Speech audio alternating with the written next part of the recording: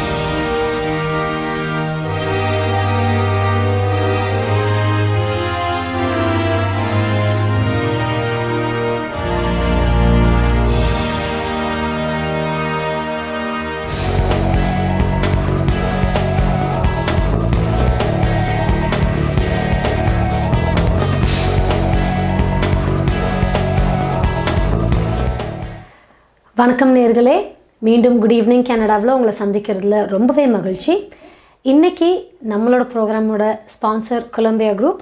So Columbia குரூப்பின் ஆதரவில் இன்றைக்கி மார்ச் 29 திங்கட்கிழமை உங்களை சந்திக்கிறதுல ரொம்பவே சந்தோஷம். சரி, இன்றைக்கி குட் ஈவினிங் கனடாவில் என்னெல்லாம் பார்க்க போகிறோம்? டாப் ஆஃப் தி அவரே ரொம்ப சுவாரஸ்யமாக இருக்க போது நிறைய விஷயங்கள். அஃப்கோர்ஸ் எல்லாருக்குமே தெரிஞ்ச மாதிரி இப்போதைக்கு இருக்கிற சுவாரஸ்யமான விஷயம் கோவிட், அதுக்கான வேக்சினேஷன், அதோட ரோல் அவுட் ஒன்டாரியோவில் எப்படி இதோட ரோல் அவுட் நடந்துகிட்டு இருக்கு, இதில் உள்ள டிஃபிகல்ட்டிஸ் என்ன, இதை பற்றியான நிறைய செக்மெண்ட்ஸ் இன்றைக்கி டாப் ஆஃப் தி அவரில் பார்க்க போகிறோம். ரொம்ப முக்கியமான விஷயம் கண்டிப்பாக. ஏன்னா அஃப்கோர்ஸ் இதை தொடர்ச்சியாக ரீஓப்பனிங், இப்போது டொரண்டோ மாதிரியான ஏரியாக்கள் இன்னுமே கிரே ஜோனில் தான் இருக்கிறோம். ஸோ இந்த கிரே ஜோனில் சில ஸ்டோர்ஸ் லைக் சலூன்ஸ், இந்த மாதிரியான ரீஓப்பனிங், இந்த மாதிரியான விஷயங்கள் எல்லாமே இன்றைக்கி டாப் ஆஃப் தி அவரில் ரொம்ப முக்கியமாக பார்க்க போகிறோம். இது தொடர்ந்து கெனடிய வளத்தில் இன்னொரு முக்கியமான விஷயம் டயட். இதுக்கான அர்த்தம் என்ன, இதில் எப்படி நம்ம கரெக்டாக பார்த்துக்க முடியும் நம்மளோட உடம்பை, இதை எப்படி நீட்டாக ஃபாலோ பண்ணுறது, என்ன மாதிரியான டயட் இருக்குது அப்படின்றத பற்றி ரொம்ப டீட்டெயில்டாக ஒரு ரிஜிஸ்டர்ட் டயட்டிஷியனோட நம்ம இன்றைக்கி பார்க்க போகிறோம் கெனடிய வளத்தில். அதை தொடர்ந்து அஃப்கோர்ஸ் இன்றைக்கி இதை தவிர்த்து வேறு என்னெல்லாம் விஷயங்கள் நடந்துக்கிட்டு இருக்குது கனடாவில் அப்படின்ட்டு நியூஸ் செக்மெண்ட்டில் பார்ப்போம். அப்புறம் அஃப்கோர்ஸ் மணி எக்ஸ்சேஞ்ச் இன்றைக்கி எப்படி இருக்குது ரேட்ஸ், அண்ட் வெதர் ரிப்போர்ட். நாளைக்கு குளிராக எந்த மாதிரியான ட்ரெஸ் பண்ணிட்டு போகலாம் அப்படின்றதுக்காக நாளைக்கு வெதர் ரிப்போர்ட்டையும் பார்க்க போகிறோம். ஸோ இன்றைக்கி first of course top of the அவர்லாம் ஆரம்பிக்கிறோம். ஸோ டாப் ஆஃப் தி அவரில் கோவிட் நிறையவே பேசியாச்சு, நிறையவே எஃபெக்ட்ஸ் நடந்துகிட்டு தான் இருக்குது. ஸ்கூல் டீச்சிங்காக இருக்கட்டும், ஸ்கூல் போர்டாக இருக்கட்டும், நம்ம வெளியில் போகிறதா இருக்கட்டும், எல்லாமே ஏதோ ஒரு வகையில் கோவிடால் பாதிக்கப்பட்டிருக்கு. பட் இதில் ரொம்பவே பாதிக்கப்பட்டது அப்படின்னு பார்த்தீங்கன்னா டூரிசம் அண்ட் ஹாஸ்பிட்டாலிட்டி, இந்த 2 செக்டர் தான் ரொம்பவே பாதிக்கப்பட்டிருக்கு. டூரிசம், ட்ராவல், ஹாஸ்பிட்டாலிட்டி, அதாவது நம்ம தங்கக்கூடிய ஹோட்டல்ஸாக இருக்கட்டும், சாப்பிட போகிற ரெஸ்டாரண்ட்ஸ், இந்த மாதிரி இடங்களில் வந்து ரொம்பவே இதுக்கான பாதிப்பு நம்ம எல்லாருமே உணர்கிறோம். இதில் வேலை பார்க்குறவங்க, இதில் இன்வெஸ்ட் பண்ணியிருக்கிறவங்க கண்டிப்பாக ஃபினான்ஷியலாகவும் இந்த பாதிப்பை அவங்க கண்டிப்பாக எதிர்கொள்ள வேண்டிய ஒரு சுச்சுவேஷன். ஸோ இந்த டூரிசம் நம்மளுக்கு டொரண்டோவுக்கு பக்கத்தில் யோசிச்சிங்கன்னா நயக்ரா ஃபால்ஸ், அகேன் வருஷம் ஃபுல்லாகவே பிஸியாக இருக்கிற இந்த இடமும் கோவிடால் ரொம்பவே பாதிக்கப்பட்டிருக்கு. ஸோ அங்கே இந்த டூரிசம் எப்படி பாதிக்கப்பட்டிருக்கு அண்ட் இதை எப்படி சரி பண்ணலாம் அப்படின்னுட்டு நம்மளோட ப்ரீமியர் திரு டக்ஃபோர்ட் அவர்கள் பேசியிருக்காங்க. பார்க்கலாம்.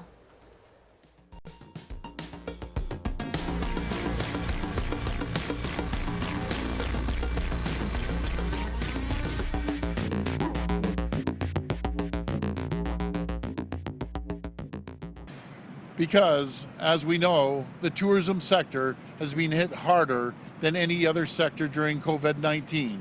It has been asked to sacrifice so much to keep us safe during COVID-19. The impact on individuals, families, and operators has been absolutely devastating. More than 200,000 jobs and more than 18 billion in revenue has been lost. Clearly, this sector is down, but it's not out. I know it will recover. I have such confidence in the people of Ontario, but it will take time and it will take help. You can be sure our government will always be there to support and protect our vital tourism industry. In our 2021 budget, Ontario's action plan, we made a commitment to protect people's health and protect jobs. To help us achieve those goals, we're investing $200 million to support our tourism industry, to see them through this difficult time. This includes $100 million for a new Ontario Tourism and Hospitality Small Business Support Grant, and $100 million for a new one-time recovery program. We have created these programs to help our large, medium, and small businesses during this very difficult period, because our commitment to supporting businesses is unwavering. In the budget, we also announced an additional round of support through the Ontario Small Support Grant to help eligible employers impacted by difficulties and necessary public health restrictions. This will now deliver $3.4 billion to approximately 120,000 eligible small businesses in Ontario to help them get through this extraordinary period and continue to protect vital jobs. We made a promise to make sure every business is supported and well positioned to contribute to our economic recovery once this virus has been beaten. And nothing will stop us from keeping that promise. So whether it's the tour boat operators down the river, the motel up the road, or the lodges up in Northern Ontario, we are here for you. We've got your back because we're all in this together as part of Team Ontario. Thank you, and God bless the people of Ontario. கண்டிப்பாக இன்றைக்கி எல்லாருமே இந்த மாதிரியான financial ஸ்ட்ரெயினை தாண்டி ஒரு சின்ன positive light அப்படின்னு பார்க்க போனால் வேக்சினேஷன் பற்றி தான். அதுலேயும் நிறையவே பயங்கள் குழப்பங்கள் இருந்துக்கிட்டே தான் இருக்குது. அதுவும் ஸ்பெசிஃபிக்காக சொல்லணுன்னா ஆஸ்ட்ராசெனக்கான்ற ஒரு பர்டிகுலர் வேக்சினேஷனை சுற்றி நிறையா கான்ட்ரவர்சிஸ் பேசிக்கிட்டே இருக்கிறாங்க ரொம்ப காலமாகவே, almost a month I would say. So first இது எங்கே ஆரம்பிச்சது? அஃப்கோர்ஸ் யூரோப்பில் சில கண்ட்ரீஸில் சில பேருக்கு பிளட் கிளாட்ஸ் ஜாஸ்தி வந்ததாகவும் ஆஸ்ட்ராசெனக்காவுக்கும் இதுக்கும் ஏதாவது கனெக்ஷன் இருக்குமா அப்படின்ற ரீசர்ச் பண்ணியே ஆகணும், இந்த டேட்டாவை கலெக்ட் பண்ணணும் அப்படின்றதுக்காக அந்த மாதிரியான யூரோப் யூனியன்லேருந்து சில கண்ட்ரீஸ் வந்து அதை ஸ்டாப் பண்ணி வச்சுருந்தாங்க அந்த ரோல் அவுட்டை ஆஸ்ட்ராசெனக்காவுக்கு மட்டும். பட் கனடாவில் அந்த மாதிரியான எந்த ஒரு அவுட்லுக்கும் வரல அப்படின்றதுனால கண்டினியூ பண்ணிகிட்டு இருந்தாங்க. பட் இப்போது இன்னும் நீங்கள் ரோல் அவுட் பண்ண நிறையவே டேட்டா எப்பயுமே கலெக்ட் ஆகும். அந்த வகையில் டேட்டா வர அதுக்கான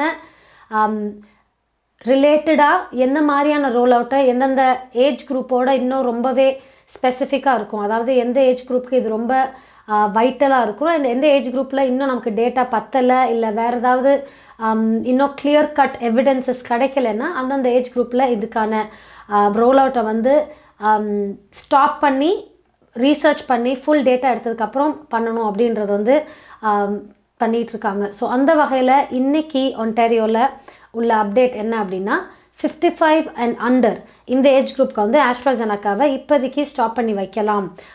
அகெயின் இந்த பிளட் கிளாட்ஸ்க்காக இன்னும் ஸ்பெசிஃபிக்கான டேட்டா ஃபுல் ஃப்ளெஜ்டாக நம்மகிட்ட இல்லைன்றதுனால அதுக்கான டேட்டா இன்னும் எடுக்கணும் அப்படின்றதுனால இந்த ஏஜ் குரூப்பில் ஸ்டாப் பண்ணியிருக்காங்க. அதே மாதிரி பிஇஐயில் 18 to 29 இந்த ஏஜ் குரூப்பில் ஆஸ்ட்ராசெனக்கா யூஸ் பண்ண வேண்டாம் அப்படின்னு ஒரு அட்வைஸ் இருக்குது. அண்ட் கியூபெக்கில் வந்து again under the age of 55 ஆஸ்ட்ராசெனக்காவை இப்போதைக்கு ஸ்டாப் பண்ணி வச்சுருக்காங்க. ஸோ இந்த மாதிரியான நிறைய இன்ஃபர்மேஷன் வருது. இதை பற்றி ஹெல்த் கனடாவோட chief medical advisor doctor Supriya Sharma என்ன சொல்கிறாங்கன்றதை பார்க்கலாம். Thank you for joining us. As part of Health Canada's continuing commitment to openness and transparency, the department is updating Canadians on new actions related to the AstraZeneca vaccine. Health Canada has previously communicated on its ongoing assessment of very rare adverse events reported in Europe of blood clots with low platelets occurring after immunization with the AstraZeneca vaccine. The product information was recently updated to reflect this information. To date, no cases of these events have been reported in Canada. However, through our ongoing international collaboration, Health Canada has become aware that additional cases of these events have been reported in Europe. In light of this evolving information, Health Canada will be issuing additional terms and conditions on the authorizations of the AstraZeneca and Verity Pharmaceuticals Serum Institute of India vaccine. These will include a requirement that the manufacturers conduct a detailed assessment of the benefits and risks of the vaccine by age and sex in the Canadian context. This information will support the ongoing evaluation of these rare blood clotting events and allow Health Canada to determine if there are specific groups of people who may be at higher risk. Health Canada will assess this information when it's received and will determine if additional regulatory actions are necessary. We will continue to work collaboratively with international counterparts to collect and assess this information. Health Canada's guidance issued to healthcare practitioners last week still stands and provides vaccine recipients with information on the signs and symptoms to monitor following vaccination. Thank you. Again, இந்த information வந்து everyday update ஆகிட்டே தான் இருக்குது. போன வாரம் வரைக்கும் AstraZeneca வந்து safe தான் அப்படின்னு அந்த ஸ்பெசிஃபிக்காக இருந்த டேட்டாஸ் அப்போ வரைக்கும் இருந்த டேட்டா வச்சு நமக்கு அட்வைஸ் பண்ணாங்க. இன்னும் ரொம்ப ஸ்பெசிஃபிக்காக சொல்லணுன்னா திஸ் ஹோல் கோவிட் வந்து ஹெல்த் கேனடா மட்டும் இல்லை, உலகத்தில் இருக்கிற எல்லா ஹெல்த் செக்டர்ஸ்லையுமே வந்து ரொம்ப ஆன்கோயிங் டே டு டேவாக என்ன மாதிரியான அப்டேட்ஸ் இருக்கோ அதை வச்சு தான் டேட்டா வச்சு தான் வேக்சினேஷனாக இருக்கட்டும், இல்லை நமக்கு கொடுக்குற அட்வைஸஸாக இருக்கட்டும், லாக்டவுன், நான் க்ளோஷர்ஸ், இந்த மாதிரியான அட்வைஸஸாக இருக்கட்டும், எல்லாமே வந்து ரொம்ப ஆன் த கோவான இன்ஃபர்மேஷனாக தான் போயிட்டுருக்குது. ஸோ ரொம்ப scary, but of course we have to trust இந்த டாக்டர்ஸ் அண்ட் இந்த ஹெல்த் ஆர்கனைசேஷன்ஸ். ஹோப்ஃபுல்லி நமக்கு ரைட் இன்ஃபர்மேஷன்ஸ் தான் உள்ளே வருது அப்படின்ற ஒரு கான்ஃபிடென்ட்டான ஒரு நம்பிக்கையோடு தான் இன்னும் நம்ம வந்து ஃபார்வர்ட் மூவ் பண்ணிகிட்டே இருக்கிறோம். Again hopefully everything is right and it's going in the right direction.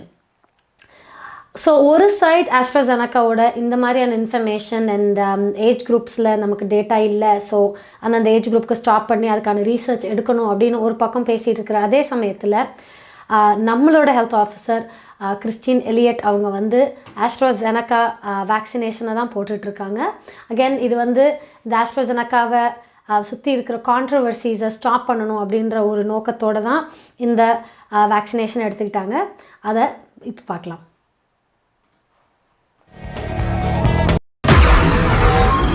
Approved or safe. I received AstraZeneca today, and I would certainly want everyone who can receive any one of the vaccines at the appropriate time to do so, and anyone who wishes to receive AstraZeneca who's over 60 years of age can receive it at a pharmacy or at primary care providers. So I really encourage everyone to do that. But in the meantime, even though you've had your first vaccine, it's still really important to follow the general public health advice. People still need to maintain physical distancing, wearing a mask, washing hands frequently, and so on. So all of those measures are still as important as they ever were, and I encourage everyone to follow those precautions and get a vaccine. How important does the pharmacists in Ontario play a role in getting the population vaccinated? Pharmacists play a huge role, both in terms of vaccinating people in their clinics in their pharmacies, but as well some of the pharmacists are also doing work in the mass vaccination clinics as well. So pharmacists are a huge provider of vaccines and do it very well. Mine today was painless, so it was great. And when are you coming back for your second dose? I'm going to be booking it about 12 weeks' time. Perfect. Canada is getting a huge number of vaccines from different sources this week. How will that affect Ontario's vaccine rollout?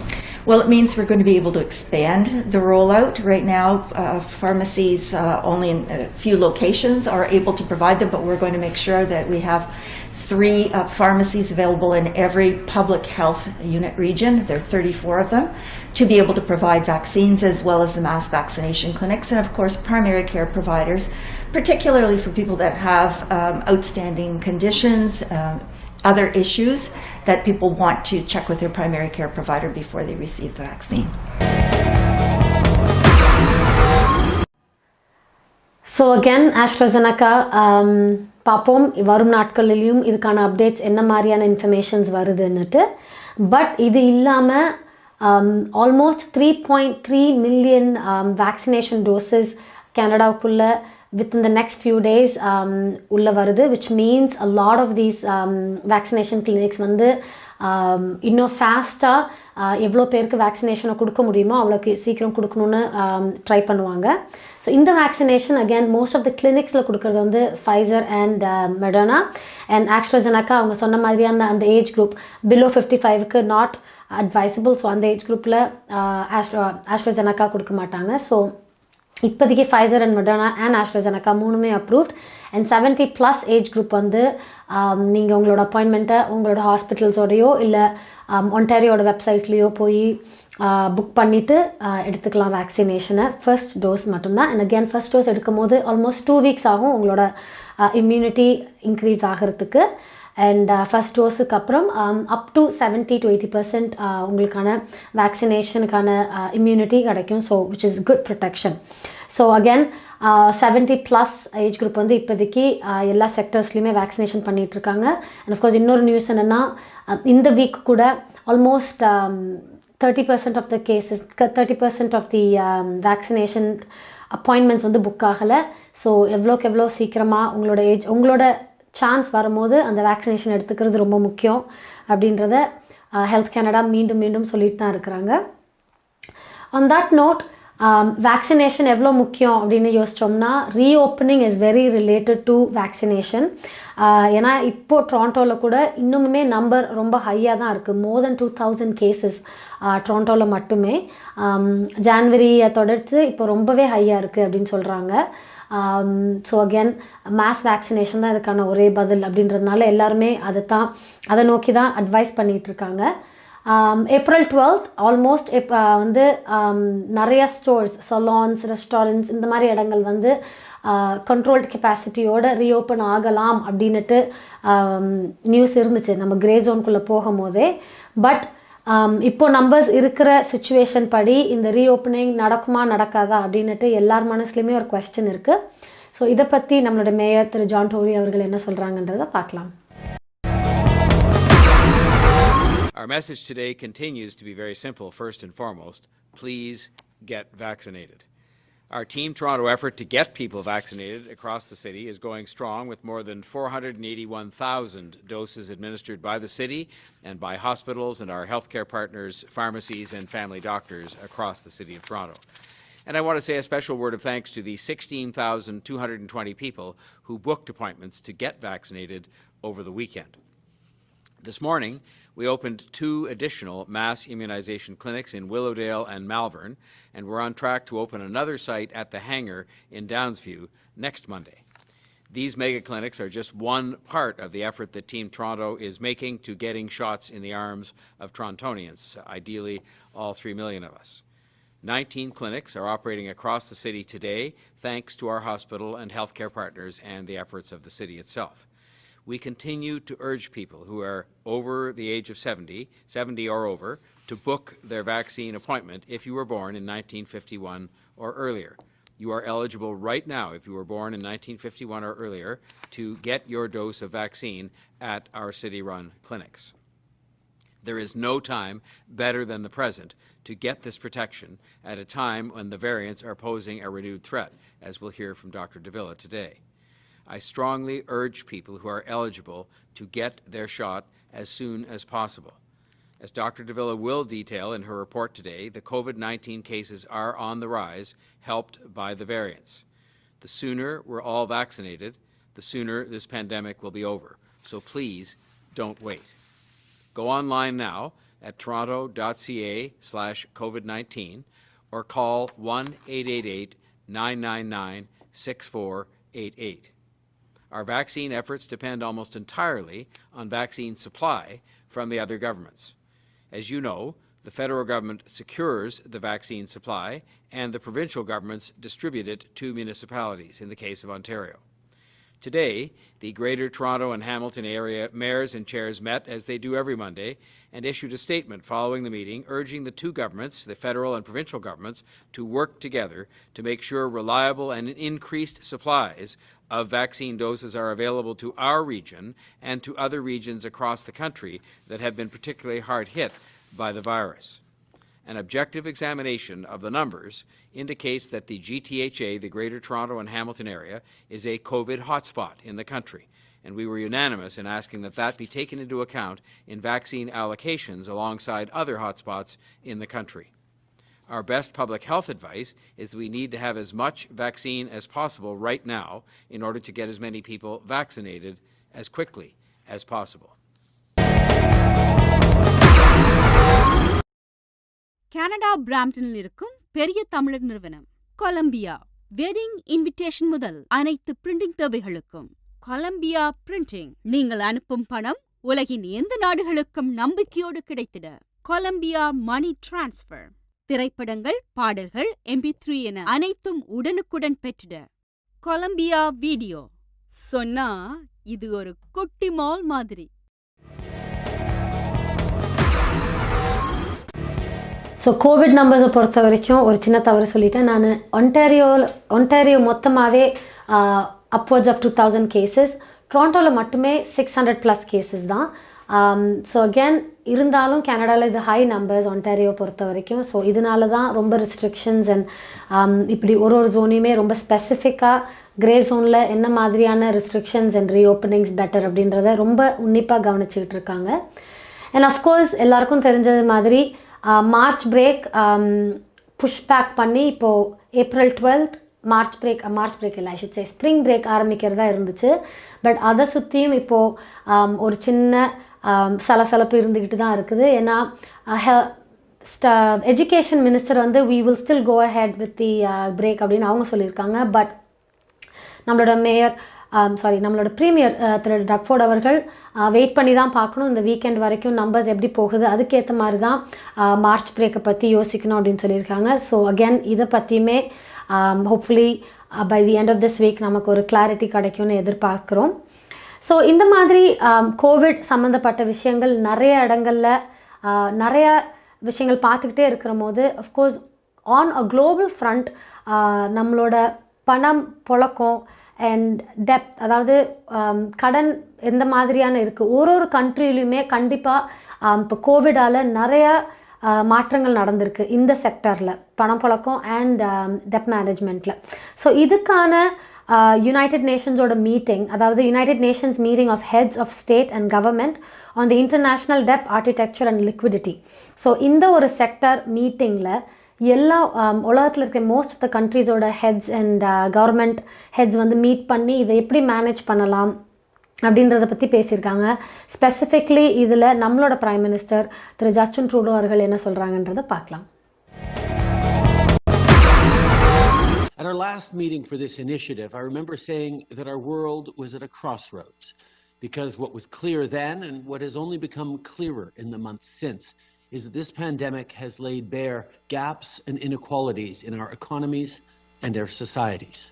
The global economy has now seen its worst recession in 90 years. Tens of millions of people have fallen back into extreme poverty, and hundreds of millions more are likely to fall even deeper into hunger. Add to this the crisis of climate change, which only exacerbates economic challenges, especially for small island economies like our friends in the Caribbean, and we are facing a true watershed moment. This pandemic has had a dramatic and uneven economic impact. It has made worse existing financial challenges while threatening economic progress in countries that were otherwise on a sustainable path. I look forward to continuing to discuss how we can work together on these issues. In particular, I know we'll talk about addressing global liquidity constraints, extending and expanding debt service, exploring larger reforms on debt relief, and considering updated eligibility for international assistance. We must rebuild economic systems that can tackle global challenges like extreme poverty, rising inequality, and the existential threat of climate change. In other words, we must translate the commitment to build back better into real action that makes a real difference in people's lives, no matter where they live.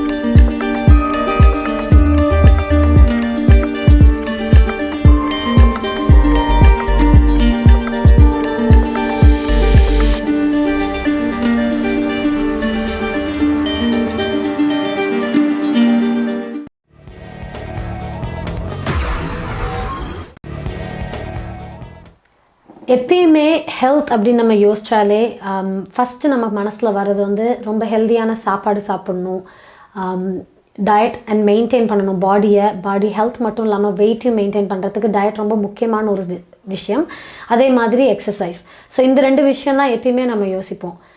அதுவும் இப்போ ஸ்பெசிஃபிக்காக இந்த Covid காலத்தில் நிறைய பேரால் ரொம்ப கேஷுவலாக meet பண்ண முடியல அண்ட் டயட் பண்ணுறது வந்து ரொம்பவே டிஃபிகல்ட்டான ஒரு சுச்சுவேஷனாக போகுது. ஏன்னா முன்னாடி அஃப்கோர்ஸ் நிறைய சப்போர்ட் சிஸ்டம் இருக்கும், இப்போது அந்த மாதிரியான சப்போர்ட் சிஸ்டம் எல்லாம் இல்லை. பட் ஈவன் அதர்வைஸ் டயட் அப்படின்ற வார்த்தை வந்து ரொம்ப வேஸ்டான ஒரு வார்த்தை. It's not very specific. நம்ம எப்பயுமே சாப்பிட்ற டயட் அப்படின்னா என்ன அர்த்தம், இதை வந்து நம்ம எப்படி ஒரு முறையாக இதை எப்படி நம்ம கடைப்பிடிக்கலாம், இதில் என்னென்ன மாதிரியான முக்கியமான விஷயங்கள் இருக்குது அப்படின்றத பற்றி ரொம்பவே இம்பார்ட்டண்ட்டான ஒரு ப்ரொஃபஷனலோட நம்ம பேச போகிறோம். Registered dietitian. ஸோ இவங்க வந்து நம்மளோட ஹெல்த் கண்டிஷன்ஸை பொறுத்து ரொம்ப ஸ்பெசிஃபிக்காக அட்வைஸ் கொடுக்கறதுல ரொம்பவே டேலண்டட் பீப்புள். அண்ட் அந்த வகையில் இன்றைக்கி நம்மளோட ஒரு ரிஜிஸ்டர்ட் டயட்டிஷியன் தேவகி குலேந்திரன் அவங்க இணைஞ்சிருக்காங்க கெனடிய வளத்தில். இவங்க ரொம்ப ஜென்ரலாக டயட்டை பற்றி என்ன மாதிரியான ஸ்பெசிஃபிகேஷன்ஸ் நம்ம வந்து உன்னிப்பாக கவனிக்கணும் ஒரு டயட் நீங்கள் ஃபாலோ பண்ணுறதில்ல அப்படின்றத பற்றி பேசுகிறாங்க. வாங்க பார்க்கலாம்.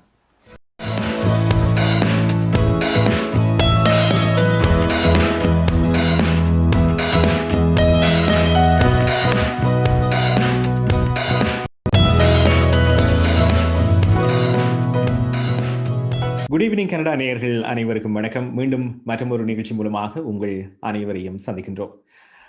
வாரம் கனேடிய வளம் பகுதியிலே எங்களுடைய சமூகத்துக்கு, குறிப்பாக தமிழ் சமூகத்துக்கு தேவையான பல விடயங்கள், குறிப்பாக இந்த கோவிட் பேண்டமிக் கால பகுதியில் என்னென்ன விடயங்கள் எங்களுடைய மக்களுக்கு தேவை, எவற்றையெல்லாம் செய்தால் ஆரோக்கியமாக இருக்கலாம் என்பது தொடர்பாக பல தகவல்களை இந்த நிகழ்ச்சியில் வாரம் நாங்கள் பகிர்ந்து வருகின்றோம். அந்த வகையில் இன்று மற்றும் ஒரு தலைப்பிலே நாங்கள் பேச போகின்றோம். எங்களுடைய உணவு முறை என்பது மிகவும் ஒரு கடினமான விடயம், குறிப்பாக புலம்பெயர் தேசங்களில். காரணம், ஒரு அவசர வாழ்க்கையிலே பலரும் சமைத்த ஆரோக்கியமான உணவுகளை உண்பது என்பது குறைந்து வருகிறது. எல்லோருமே டேக் அவுட், வெளியிலேயே உணவகங்களிலேயே உணவை உண்டு வருகின்றோம். இது ஆரோக்கியமானதா என்று கேட்டால் பலருக்கு பல கேள்விகள் இருக்கும்.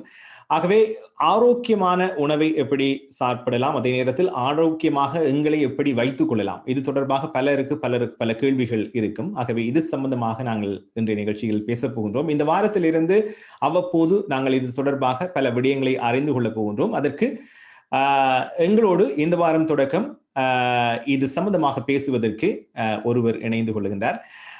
இந்த துறையில் குறிப்பாக இந்த டயட் என்று சொல்லப்படுவது பலரும் அடிக்கடி பேசிக்கொள்வோம். ஆனால் இந்த டயட் என்றால் என்ன, இதில் என்ன விடயங்கள் இருக்கிறது, ஆகவே இதற்கு தகுந்த ஒருவரை நாங்கள் அழைத்து வந்திருக்கின்றோம்.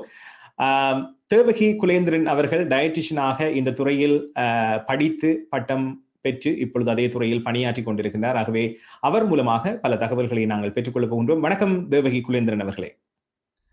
வணக்கம் அண்ணா, எப்படி இருக்கிறீங்க? நல்ல சுகமாக இருக்கிறோம். நீங்களும் நலமாக இருப்பீர்கள் என்று நம்புகின்றோம்.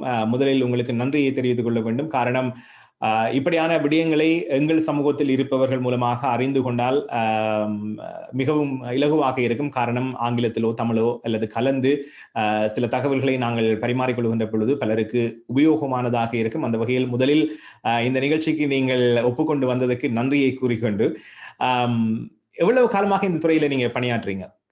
நான் இப்போ ஒரு 10 வருஷமா இதுல ஒர்க் பண்ணி கொண்டிருக்கிறேன் டயட்டிஷியனா. ஆகவே பலருக்கு இந்த டயட் என்றா என்ன என்ற ஒரு கேள்வி இருக்கும். மற்றது சிலர் யோசிப்பினும் டயட் என்றா எங்களோட உடம்பை குறைக்கிறது அல்லது பலவிதமான காரணங்கள் சொல்லுவார்கள். ஆனால் இந்த பலருக்கு இருக்கின்ற கேள்வி, இந்த டயட் என்றா என்ன? இது ஒரு கடினமான விடயம் என்று பலர் நினைக்கின்றார்கள். ஆகவே இந்த டயட் என்றா என்ன, இதுக்கு எங்களை எப்படி தயார்படுத்திக் கொள்ளலாம், எப்படி மாற்றலாம், அதை பற்றி சொல்லுங்க. சரி, முதலாவது நீங்கள் கேட்டது டயட்டண்டா என்னது? டயட்டண்டா நாங்கள் என்ன உணவெல்லாம் சாப்பிட்றோமோ அது எங்களோட டயட். அது குறைச்சி சாப்பிட்றத கணிக்கிறதும் இல்லை, கூட்டி சாப்பிட்றத கணிக்கிறதும் இல்லை. சில பேருக்கு வருத்தங்கள் வரைக்கும் நாங்கள் எங்களோட டயட்டில் கொஞ்சம் மாற்றங்களை மேக் பண்ணுவோம். சில பேர் வெயிட்டை கூட்டணும் அல்லது குறைக்கணுமெண்டேக்கா அதுக்கேற்ற சேஞ்சஸை மேக் பண்ணுவீனா. ஸோ இதெல்லாம் சேர்ந்து எங்களோட டயட். ஆகவே நாங்கள் எதெல்லாம் சாப்பிட்றோமோ அதெல்லாம் எங்களுக்கு டயட்டாக வந்து கொண்டே இருக்கும். இப்ப இதுல நீங்க சொன்ன மாதிரி சிலருக்கு நீங்க வெயிட் லூஸ் பண்ணி கொண்டு போறீங்க, கொஞ்சம் நல்லா சாப்பிடுங்க, நீங்க பலன் இல்லாம போறீங்கள் என்று சொல்லிவிடும். நீங்க சொன்ன மாதிரி சிலர் அதிகமாக சாப்பிட்டு அதிகமாக எனக்கு உடம்பு பெரிதாகிவிட்டது, வேறு சில வருத்தங்கள் வருகிறது, குறைக்க சொல்லியிருக்கிறார் டாக்டர், டயட்ல இருக்க சொல்லியிருக்கிறார்னு சொல்லிடணும். ஆகவே இதுக்கு நாங்க இது சில குறிப்பிட்ட ஆக்கள்லாம் செய்ய வேணுமா அல்லது எல்லாருமே செய்தா நல்லமா, அதை பற்றி சொல்லுங்க. எல்லாருமே ஆரோக்கியமாக சாப்பிடத்தான் வேணும். அது வருத்தம் வரக்கு முதலும் செய்ய வேணும். என்னென்னா உடம்பு வடிவாக ஃபங்க்ஷன் பண்ணுறதுக்கு அது ஒரு அவசியமான ஆக்டிவிட்டி என்று சொல்லலாம். எங்களோட சாப்பாடு ரைட். நாங்கள் 3 நேரம் அநேகமான டைமே 3 நேரம் சாப்பிட்றோம்னா எங்களுக்கு அந்த ஒரே நேரத்தில் உடம்புக்கு தேவையான சத்துக்களை எடுக்க முடியாது. அப்போ நாங்கள் அதை 3 நேரத்துக்கு அதை பிரித்து சாப்பிட்றோம். சில பேருக்கு கூடும், சில பேருக்கு அது குறையும். ஆனால் பொதுவாக எல்லாருமே நாங்கள் உடம்புக்கு எப்படி சத்தான உணவு சாப்பிட வேணுமென்றது எல்லாருக்குமே ஒரு முக்கியமான விஷயம். அது வருத்தம் இல்லாதவர்களுக்கு அவசியம். ஏன்னா அப்போத்தான் வருத்தம் வராமல் இருக்கு. வருத்தம் வந்த பிறகு உணவால் நிறைய விஷயங்களை நாங்கள் சாதிக்கலாம் வருத்தங்களை பொறுத்த வரைக்கும். ஸோ அதில் எப்போவுமே அதுக்கு ஒரு கண்ணும் அதுக்கு ஒரு கவனமும் இருந்து கொண்டிருந்தால் எங்களோட வாழ்க்கை ஒரு ஆரோக்கியமான முறையில் போகும்னு நான் சொல்லுவேன். இதுல ஏதாவது வயது கட்டுப்பாடு இருக்கா? இந்த வயசுலாம் ஸ்டார்ட் பண்ண வேணும், இதெல்லாம் முடிக்கணும், இல்லாட்டி இது வயசானவர்கள்லாம் செய்யணும், எங்களுக்கு இப்போ ஒரு பிரச்சனையும் இல்லை, எனக்கு என்ன வயசு போயிட்டு தான் சில பேர் கதைப்பினம், அந்த மாதிரி இந்த இப்படியான உணவுல சாப்பிட்றதுக்கு ஏதாவது வயசு கட்டுப்பாடு இருக்கா? ஒவ்வொரு இப்போ பொதுவாக ஆரோக்கியமான உணவுகள் எல்லாருக்குமே பொதுவானது. அது ஒவ்வொரு வயதுக்கு ஒவ்வொரு பருவத்துக்கு ஒவ்வொரு விதமாக இருக்கும். இப்போ சின்ன வயசில் நாங்கள் ஒரு விதமாக கூட பழங்கள் சாப்பிடலாம், கூட ஜூஸ் குடிக்கலாம், அப்படியான இதழ் இருக்குது. நாங்கள் கொஞ்சம் வயது கூடிக்கொண்டு வரைக்கும் ஒரு 25-30 வயசு வரைக்கும் அதே மாதிரி நாங்கள் சாப்பிட்டோம்னா அது உடம்புக்கு வேறு மாதிரி பாதிப்பான மாற்றங்களை சில வழியில் கொண்டு வர பார்க்கும். அதே மாதிரி வயது போன நேரத்தில் எங்களுக்கு சில சாப்பாடுகள் ஒத்து வராமல் இருக்கலாம், இல்லாட்டி டைஜஸ்ட் பண்ணுறதுக்கு கஷ்டமாக இருக்கலாம். அப்போ அது சாப்பிட்டு வயிற்று நோதல் செமிக்காமல் இருந்ததுண்டா அதுக்கேற்ற மாதிரி மாற்றலாம். ஆனால் இதில் என்ன விஷயம்ண்டா, நிறைய உணவுகள் இருக்கிறபடியா எல்லா ஃபுட் கேட்டகரிஸ், அதாவது புரதச்சத்து, மாசத்து, மற்றது நார்ச்சத்து, மற்றது கொழுப்பு சம்மந்தமான சாப்பாட்டில் ஒவ்வொரு கைண்ட் ஆஃப் கேட்டகரி ஆஃப் ஃபுட்லேயும் விதவிதமான சாப்பாடு இருக்கிறபடியா எங்களுக்கு தேவையான எங்களுக்கு உடம்புக்கு ஒத்து போகிற மாதிரி சாப்பாடுகளை நாங்கள் எங்களுக்கு தேர்ந்தெடுக்கலாம். இப்போ ஊரில் வந்து பழைய ஆக்களுக்கு நிறைய தெரியும். எங்கட ஊர்ல எல்லாம் இங்கேயும் சில வந்து பின்பற்றிவினம் வந்து அந்த கோயிலுக்கு விரதம் இருப்பார்கள். கேட்டால் சுவாமிக்காக என்று சொன்னாலும் கூட அதில் சில ஆரோக்கியமான விஷயங்கள் இருக்குது. ஃபாஸ்டிங், சாப்பிடாம இருந்து உணவை அல்லது ஆரோக்கியமாக வாரத்துக்கு சில வழிமுறைகள் அப்படி என்று சொல்லலாம். ஆரோக்கியமான உணவுன்றது என்ன? அதாவது வந்து எங்களை ஆரோக்கியமா வச்சுக்கிறது எப்படியான உணவுகளை நாங்க சாப்பிடணும் என்று சொல்லுவீங்களா? முதலாவதாக ஆரோக்கியத்துக்கு வந்து நாங்கள் சாப்பாடுக்கு அதுக்கு ஒரு மதிப்பு கொடுக்க வேணும். அதை வந்து நல்ல சாப்பாடு, கெட்ட சாப்பாடுன்னு சொல்லாமல், இந்த சாப்பாடை நான் கொஞ்சம் கூட சாப்பிட்டா எனக்கு கூட சத்துகள் உள்ள சாப்பாடை நாங்கள் ஆரோக்கியமான சாப்பாடுன்னு சொல்லுவோம். அதிகமான சத்துள்ள சாப்பாடை வந்து அதிகமுள்ள உணவு ப்ராப்பர்ட்டிஸ், அதாவது எப்படி சொல்கிறது, அதுக்கு அந்த ஹெல்த் பெனிஃபிட்ஸ் இருக்கிறதுன்ற வேண்டி அதில் வந்து கூட உணவு அதுக்குள்ள வந்து கூட ஹெல்த் பெனிஃபிட்ஸ் இருக்கிற ஃபுட்ஸ் தான் நாங்கள் அதில் வந்து எடுப்போம். ஸோ இப்போ நாங்கள் வந்து சாப்பிட்றதுக்கு வந்து எல்லாருக்கும் வந்து உங்களுக்கு விருப்பப்பட்ட சாப்பாடை நீங்கள் எடுக்கலாம். இப்போ நீங்கள் வெஜிடபிள்ஸாக இருந்தால், ஃப்ரூட்ஸாக இருந்தால், புரத சத்தாக இருந்தால், உங்களுக்கு விருப்பமான மாதிரி எடுக்கலாம். அது வந்து இதைத்தான் சாப்பிடணுமெண்டு இல்லை. பொதுவாக வந்து நாங்கள் வீட்டில் செய்கிற சாப்பாடுகள், சமைக்கிற சாப்பாடுகள் தான் அதிகமாக உணவை கொடுக்கும். வெளியில் சாப்பிட அவியல், எண்ணெயல் அவியல் வந்து நாங்கள் ஒவ்வொரு நாளும் சாப்பிட்ற மாதிரி சாப்பாடை செய்ய மாட்டேனோம். இருந்துட்டப்பாலும் ஒரு டேஸ்ட்டுக்கு, ஒரு வித்தியாசத்துக்கு தான் சாப்பிட்ற மாதிரி அவை ப்ரிப்பேர் பண்ணுவினோம். அப்போ அவையின் ஃபோக்கஸ் என்ன? காஸ்ட் ஆஃப் ஃபுட் தான் அவையின் ப்ரையாரிட்டி. எங்களோட ப்ரையாரிட்டி வந்து ஹெல்த். இது ரெண்டும் சில வழியில் வந்து சில இடத்துல வந்து ஒன்றா செய்கிறதுக்கு வாய்ப்புகள் இருந்தாலும் மோஸ்ட் ஆஃப் த பிளேசஸில் அப்படி இல்லை. ஸோ நாங்கள் என்ன செய்வோம்னா, நாங்கள் வீட்டில் சாப்பிட வந்து நல்ல ஆரோக்கியமான சத்தான உணவுகளை சாப்பிட்டோம்னா இருந்துட்டப்பாலும் நாங்கள் வெளியில் அந்த ஃபுட்டை வந்து டேஸ்ட்டுக்கு சாப்பிடலாம். நீங்க சொன்ன மாதிரி அப்படியானா அந்த டயட்னு சொல்லப்படுற ஆரோக்கியமான உணவுகளை சாப்பிட்றதுக்கு வந்து வயசு எல்லை அல்லது குறிப்பிட்டவர்கள் தான் செய்யணும்ன்றது இல்லை. அதே நேரத்தில் எங்களுக்கு பிடித்த உணவுகளை, ஆரோக்கியமான உணவுகளை சாப்பிடலாம். ஆகவே இதுக்கு வந்து குறிப்பிட்ட சிலர் தான் சாப்பிடணும் அப்படின்றது இல்லை. மேலதிகமா இதுக்கு வேற ஏதாவது நான் கேட்ட கேள்விகளுக்கு ஏதாவது மேலதிகமா ஏதாவது சொல்லணும்னு நினைக்கிறீங்களா? ஐ திங்க் நீங்கள் ஒன்று முக்கியமாக சொன்னீங்கன்னா, எங்களோட சாப்பாடு வழிமுறைகள் வந்து இன்னொரு நாட்டில் இருந்து நாங்கள் கொண்டு வந்திருக்கிறோம் கனடாவுக்கு. ஸோ அதோடு சேர்ந்து நாங்கள் பழக்க வழக்கங்கள், அதுக்குரிய நம்பிக்கைகள், அதுக்கு அதெல்லாம் கொண்டு தான் வந்திருக்கிறோம். இது நிறைய விஷயத்தில் எங்களுக்கு நன்மையை கொண்டு வரும். அதோடு சேர்ந்து நாங்கள் ஒரு சில ப்ராக்டிசஸை வந்து அங்கே இருந்து கொண்டு வந்திருக்கிறோம். ஆனால் அது எங்களுக்கு அவ்வளவு ஆரோக்கியத்தை கொண்டு வராது.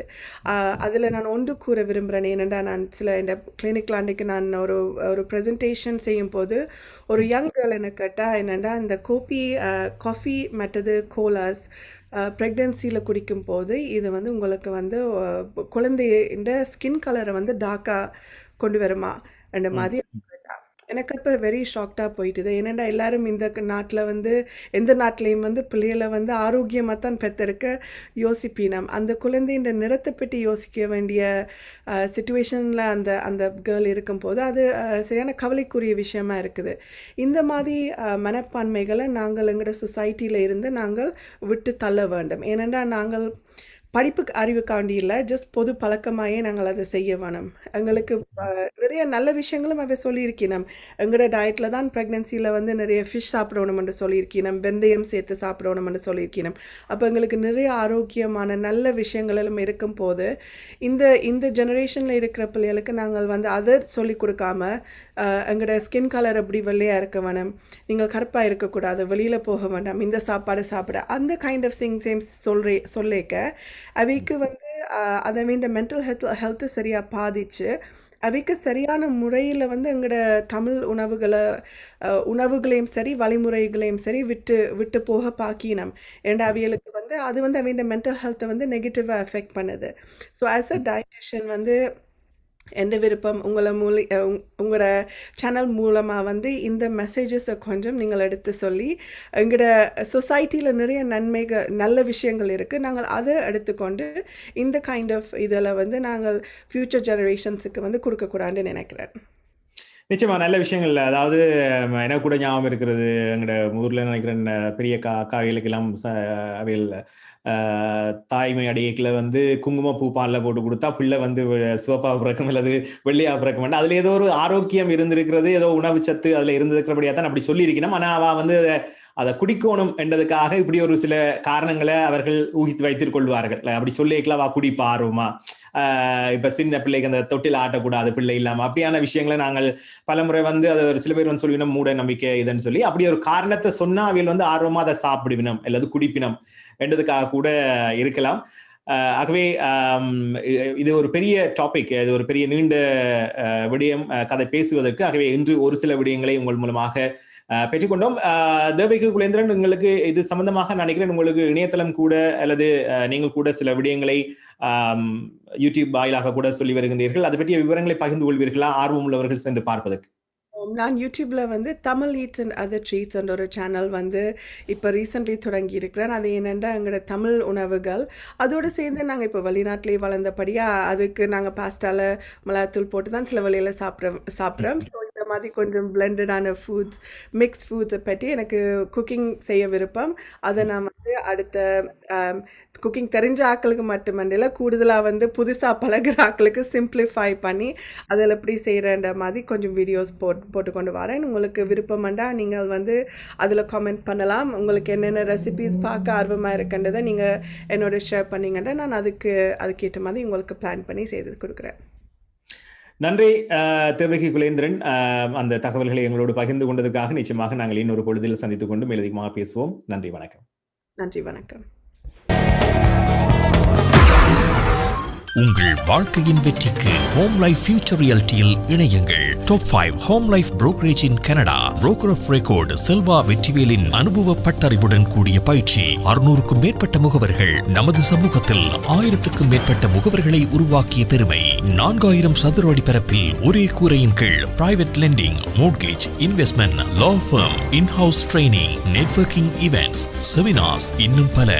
ரியல் எஸ்டேட் துறையில் உங்களை அடுத்த நிலைக்கு உயர்த்திட ஹோம் லைஃப் ஃபியூச்சர் ரியாலிட்டி.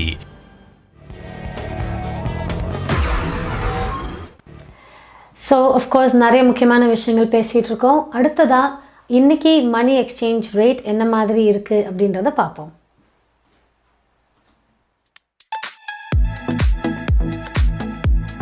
கனேடிய நாணய மாற்று விகிதம் மார்ச் மாதம் 29ஆம் தேதி. இலங்கை 169 இலங்கை ரூபா, இந்தியா 58 இந்திய ரூபா, அமெரிக்கா 0.79 அமெரிக்க டாலர், ஐரோப்பா 0.67 யூரோ, சுவிட்சர்லாந்து 0.75 சுவிஸ் பிராங்க், பிரித்தானியா 0.58 பிரித்தானிய பவுண்ட்ஸ், ஆஸ்திரேலியா 1.04 ஆஸ்திரேலிய டாலர், சிங்கப்பூர் 1.07 சிங்கப்பூர் டாலர். கனேடிய நாணய மாற்று விகிதம் மார்ச் மாதம் 29ஆம் தேதி.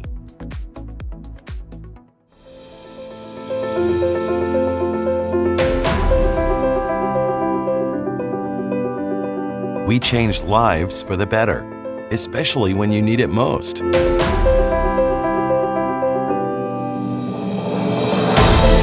We change lives by providing simple solutions. We believe in positive changes, peace of mind, and financial security. Life is for living, no matter what happens.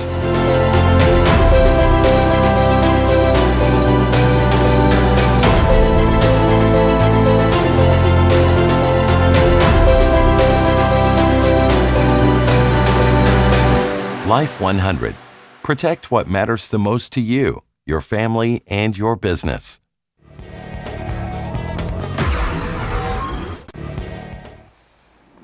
So of course இன்றைக்கி Covid பற்றியான நிறைய விஷயங்கள் பார்த்துட்டோம். அடுத்ததாக இது இல்லாமல் மற்ற என்ன மாதிரியான விஷயங்கள் கனடாவில் நடந்துகிட்ருக்குன்றத நம்மளோட நியூஸ் செக்மெண்ட்டில் பார்க்க போகிறோம்.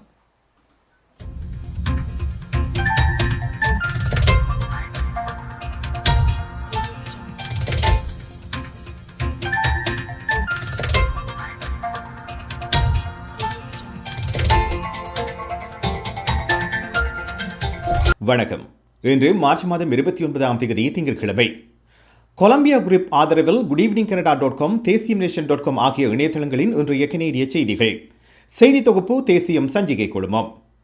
2 தமிழ் அமைப்புகளையும் கனடாவில் வசிக்கும் 47 தமிழர்களையும் உள்ளடக்கிய தடை செய்யப்பட்டவர்களின் பட்டியல் ஒன்றை இலங்கை அரசாங்கம் வெளியிட்டிருக்கிறது.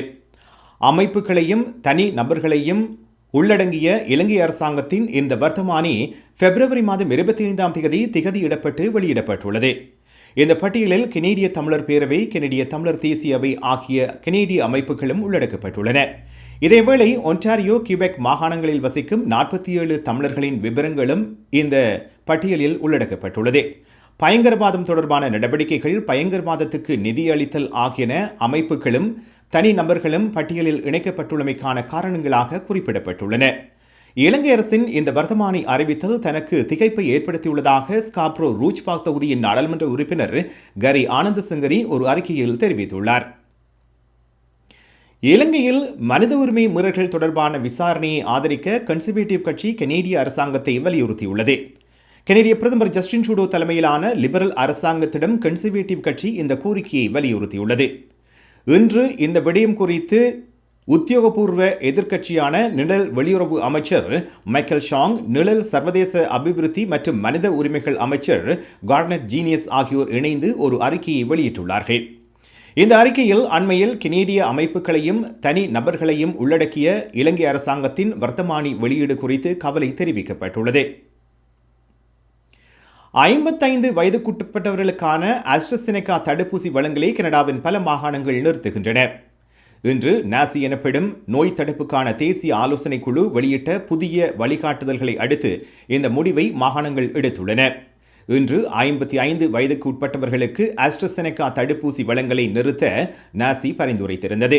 இதனைத் தொடர்ந்து Alberta, Manitoba, Ontario, Quebec, British Columbia, Newfoundland, Labrador ஆகிய மாகாணங்கள் 55 வயதுக்கு உட்பட்டவர்களுக்கான ஆஸ்ட்ராசெனெகா தடுப்பூசி வழங்கலை நிறுத்த முடிவு செய்துள்ளன.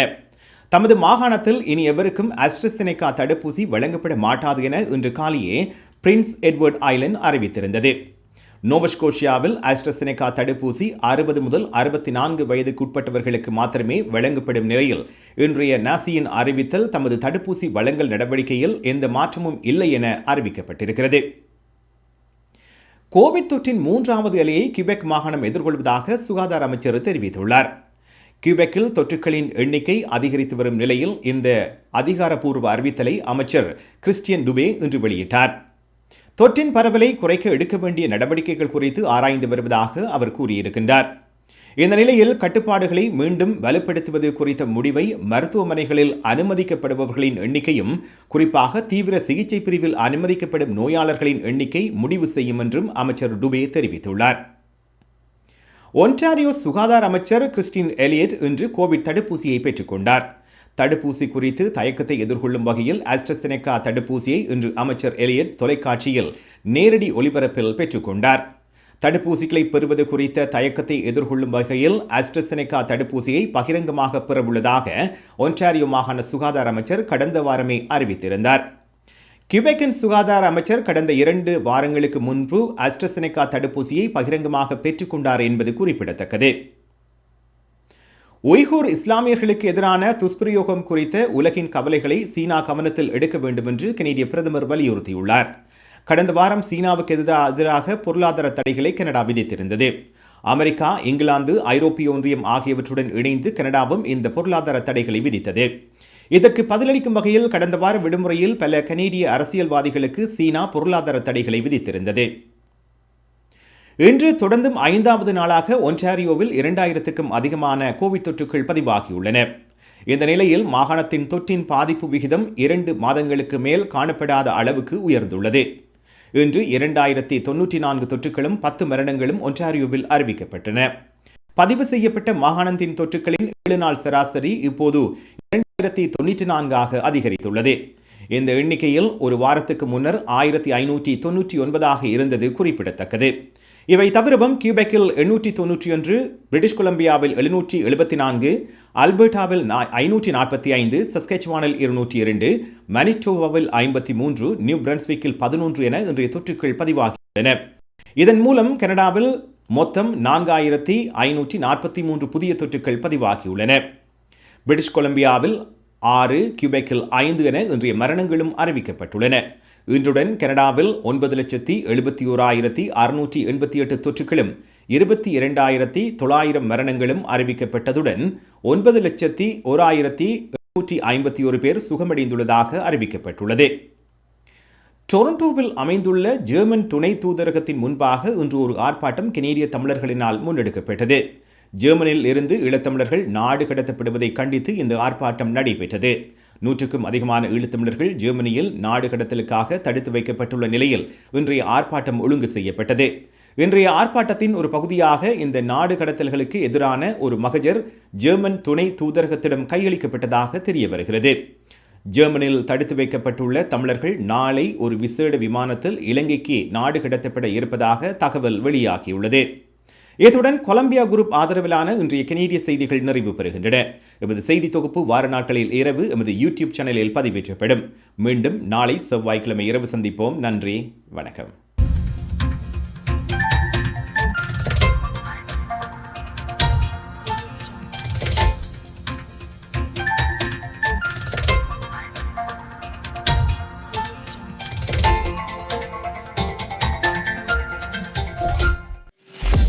MP Accounting and Finance Services உங்கள் வரி தேவை, வியாபார கணக்கு எதுவாயினும் திறமை, அனுபவம், தேர்ச்சி பெற்ற கணக்காளர் Ariharan. MP Accounting and Finance Services, Corporate Tax, Personal Tax Planning, Accounting, Financial Statements, Business Plans அனைத்துக்கும் இந்த துறையில் அனுபவம் வாய்ந்தவர் Ariharan. Chartered Professional Accountant, Scarboroughவிலே Brimley Progress சந்திப்பில் MP Accounting and Finance Services 416-293-1616 அல்லது www.aricpa.ca என்ற இணையத்தில் விவரங்களை பெற்றுக் கொள்ளலாம்.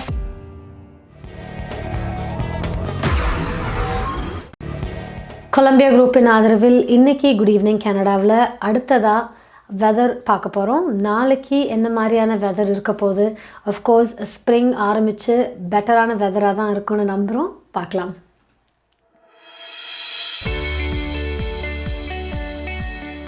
ஹோம் லைஃப் ஃபியூச்சர் ரியல்டியின் வீடு விற்பனை முகவர் மற்றும் புரோக்கரேஜ் செல்வா வெற்றிவேல் அவர்களின் அனுசரணையில் மார்ச் மாதம் 30 செவ்வாய்க்கிழமை நிலவும் காலநிலை. டொரண்டோவில் அதிகூடிய வெப்பநிலை 17 பாகை செல்சியஸ், அதிகுறைந்த வெப்பநிலை 9 பாகை செல்சியஸ். நாளைய நாள் சூரிய ஒளி நிறைந்த நாளாக இருக்கும். ஒட்டோவாவில் அதிகூடிய வெப்பநிலை 16 பாகை செல்சியஸ், அதிகுறைந்த வெப்பநிலை 11 பாகை செல்சியஸ். நாளைய நாள் சூரிய ஒளி நிறைந்த நாளாக இருக்கும். மான்ட்ரியலில் அதிகூடிய வெப்பநிலை 14 பாகை செல்சியஸ், அதிகுறைந்த வெப்பநிலை 7 பாகை செல்சியஸ். நாளைய நாள் சூரிய ஒளி பிரகாசமாக இருக்கும். கல்கரியில் அதிகூடிய வெப்பநிலை 4 பாகை செல்சியஸ், அதிகுறைந்த வெப்பநிலை 0 பாகை செல்சியஸ். நாளைய நாள் சூரிய ஒளி நிறைந்த நாளாக இருக்கும். வான்கூவரில் அதிகூடிய வெப்பநிலை 10 பாகை செல்சியஸ், அதிகுறைந்த வெப்பநிலை 2 பாகை செல்சியஸ். நாளைய நாள் மழைக்குரிய நாளாக தென்படுகிறது. ஹோம் லைஃப் ஃபியூச்சர் ரியல்டியின் வீடு விற்பனை முகவர் மற்றும் புரோக்கரேஜ் செல்வா வெற்றிவேல் அவர்களின் அனுசரணையில் மார்ச் மாதம் 30 செவ்வாய்க்கிழமை நிலவும் காலநிலை. சரி நேயர்களே, இன்னைக்கு மார்ச் 29 திங்கட்கிழமையோட குட் ஈவினிங் கனடா இதோட நிறைவுக்கு வருகிறது. நிறைய முக்கியமான விஷயங்கள், நிறைய முக்கியமான செய்திகள் பார்த்தோம். இதே மாதிரி நாளைக்கும் எங்களோட இணைஞ்சிருங்க. நிறைய விஷயங்களோடு உங்களை மீண்டும் சந்திக்கிறோம். நன்றி. மீண்டும் நாளை சந்திப்போம். நன்றி, வணக்கம்.